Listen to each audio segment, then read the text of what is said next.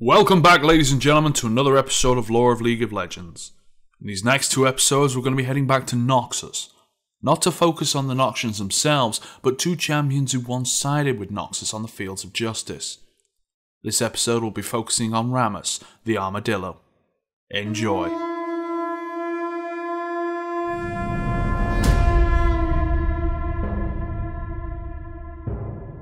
The lands south of the Great Barrier Mountains are a deep contrast to the northern side of Valoran. While the lands of the great city-states have mostly been untouched by the Rune Wars, the south has been wrecked by chaotic magical storms that have caused vast changes in these lands.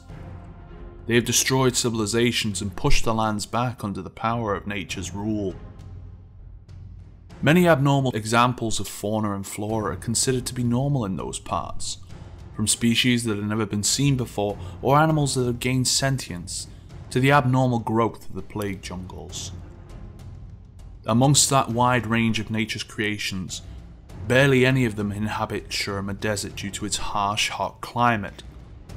One of the few races that can survive in these extreme conditions are armadillos. While their talent for surviving hard conditions is exceptional, armadillos are just animals. They lead their calm, distinct lives looking for food and creating shelter for themselves, and protecting themselves with hard, heavy shells on their backs. One of them was different, however. Rammus was always a curious one, and for unknown reasons had left his kin, travelling further south through Kamungu to the plague jungles. The sight of the armadillo in these lands was a surprising one, but he was never a talkative animal. In the dark depths of the plague jungles among the twisted vines and maddened animals, Rammus came across something that was not unusual on the lands as rotten as this place was. He came across a healthy green hedge maze that stretched as far as he could see. Curious, he moved in to investigate and began to explore the maze. He felt as though something was calling him to the maze's centre, and he eagerly followed to find out what it was. What he'd found was hard to describe. It was a light, the presence of something that he did not understand. But despite its mysterious nature, Rammus approached the light, feeling as it called him closer and closer. He couldn't resist the call for very long, and as he made his final steps towards the light, it surged right at him, blinding him instantly. He tried to fight it, but unable to. Simply just fell over, unconscious. When he awoke, things had become vastly different. The maze that he travelled through was gone without any trace left behind, and Rammus himself, well, he felt different. For the first time in his rather boring life, he was thinking. He felt aware of himself and what he could do. Hundreds of opportunities have opened up to him, and this thought was an unknown one.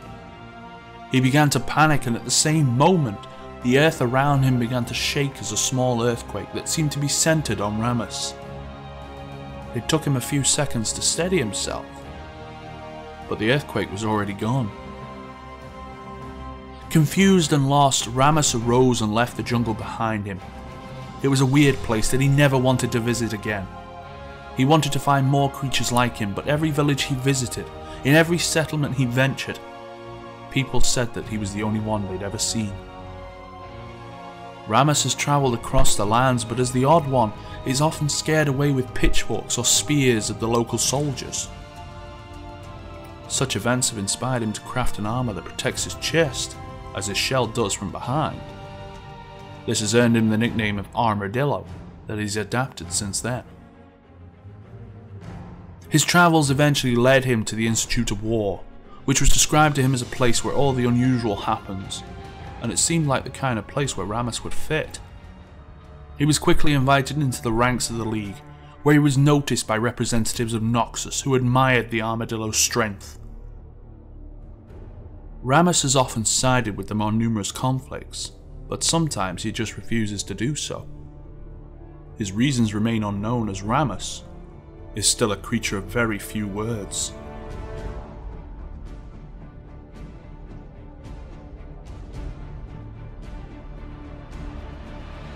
And that's all I've got for you this time around. Let me know what you thought of the video by hitting that like button and leaving your feedback in the comments section below this video. Don't forget that your favourite has probably already been covered, and you can check that by hitting the annotation at the top of the video or the link in the description. Thanks for watching everyone, and as always, I'll see you next time.